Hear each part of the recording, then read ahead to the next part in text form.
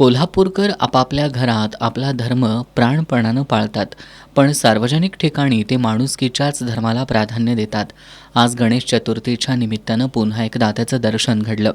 शहरातील गणेश भक्तांना बाप्पांची मूर्ती त्यांच्या घरी नेणं सोयीचं व्हावं यासाठी महाराष्ट्र रिक्षाचालक सेनेचे शहर प्रमुख अल्लाउद्दीन नाकाडे आणि उद्योजक एजाज नाकाडे यांनी 15 रिक्षांच्या माध्यमातून मोफत सेवा दिली. आज दुपारपर्यंत कोल्हापूर शहरातील गंगावेश, कुंभार गल्ली, पापाची तिकटी, बापट कॅम्प, शाहूपुरी, कुंभार गल्ली या ठिकाणाहून गणेश मूर्ती घरी नेणाऱ्या शेकडो गणेश भक्तांनी या सेवेचा लाभ घेतला. आज आम्ही गणेश चतुर्थीनिमित्त कोल्हापूर शहरात एक 15 रिक्षा याचा मोफत प्रवास ठेवलेला आहे. म्हणजे गणपती घरपोच तुम्हाला मोफत करणार. आणि हे याचा उद्दिष्ट एकच आहे की कोल्हापूर हे शाहूंची नगरी आहे आणि ते सर्व धर्म एकोपण राहतात आणि ती राहावीत यासाठी आम्ही हा उपक्रम हाती घेतलेला आहे. हे आमचं पहिलं वर्ष आहे.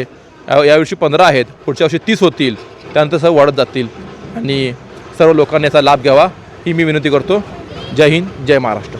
गेल्या 11 वर्षांपासून रिक्षाचालक जितेंद्र शिंदे हे सुद्धा सामाजिक बांधिलकी जपत गणेश भक्तांना चतुर्थीला मोफत रिक्षा सेवा उपलब्ध करून देतात.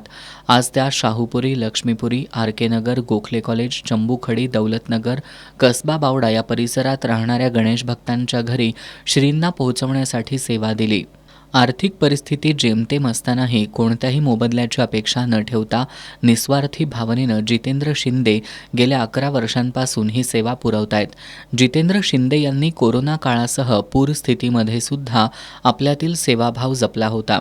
ते गरोदर माता, दिव्यांग यांच्यासाठी मोफत रिक्षा उपलब्ध करून देत समाज ऋणातून उतराई होण्याचा प्रयत्न करतायत.